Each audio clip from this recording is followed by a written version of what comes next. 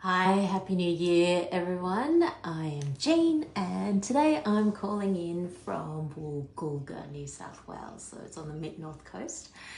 I have decided to make January my month of fun, romance, dreams, intentions, and freedom. Um, Something is calling me to share live with you today, and I'm feeling into it. And something that I've been inspired to talk about is how I embody my courage and vulnerability. It's often something that people come to me for in terms of clients, coaching clients, mentor clients.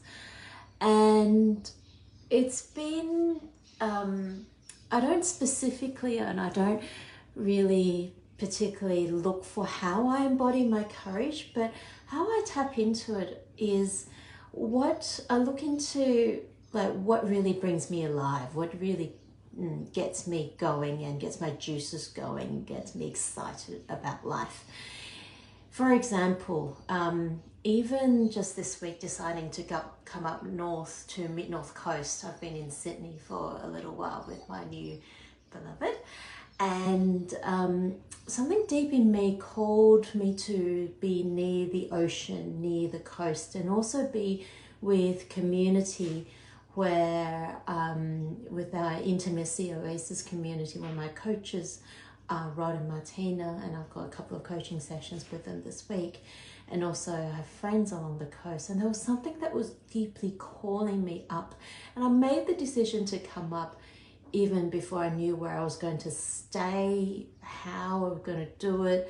I just made that decision, and I guess for some that could be quite confronting, like being that spontaneous and not knowing where you'll lay your head that night and trusting that life will provide. But when that happens in my body, there's this urge that I have to do it. And so the courage that comes and the vulnerability in, say, not knowing where I'll lay my head that night, kind of comes through in my body all at the same time. And it's those moments where I could feel this full body yes to do something, to come up north, to drive 6 hours north, that the courage and vulnerability comes through. It's not something I can think myself through. If I think too much on something, then it loses its potency. The more I think about it, the more my mind gets in the way, and the more it dampens my courage to take action. And the more I think about it, then the more excuses I give myself not to not to drop into the vulnerability. Vulnerability has this quality of feeling exposed in the world. It feels like exposing your belly, and the sense of, oh my God, what's going to happen?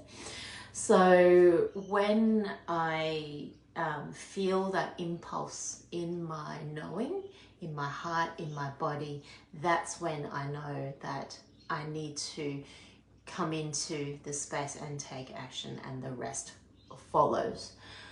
Other times there is probably a little bit more thought about it, and that's the essence of how I connect in with my courage and vulnerability is connecting with my why of being. For example, why am I going live today? I felt this urge to share something that's deep within me. And I felt that this message might land for one person. If it lands for one person, great. My task is done. My job is done. And that's often how I operate, the way I share and why I share things online. It takes a lot of courage. I mean, if I look back 4 or 5 years ago, I had no social media. I only had LinkedIn, and that was my procured profile. And it didn't really show a whole lot of me in it. Now I'm slowly bringing myself out as I realize that the way to connect and the way to share my gifts and what lights me up is guiding people. That I need to put myself out into the space. And that's taken time. So courage for me and vulnerability takes time to develop. It's not an overnight thing, and sometimes I need to come out into the world and then retreat back into my cocoon, which I've done for the last few weeks. And then I'll feel that urge to come back out and blossom back out into the space, into the world. And so that helps to regulate my nervous system by exposing my belly all the time and taking courageous steps. That means it's stepping out of my comfort zone all the time. It's too much on my nervous system. It fries me up, and I end up feeling resentful, feeling ouch, and just feeling in too much of the world. So we need to come out and come back in, and I find that helps with regulating and helps to build up my courage muscle.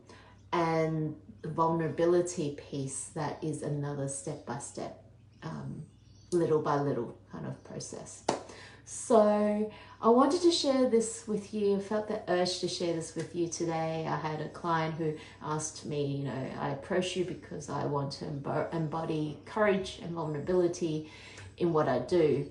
And it was a similar process that I went through with her, in that drilling down the why. Why is it that you want to do this particular thing? Why is it you want to be on social media, for example? And working backwards to build up that courage and vulnerability muscle.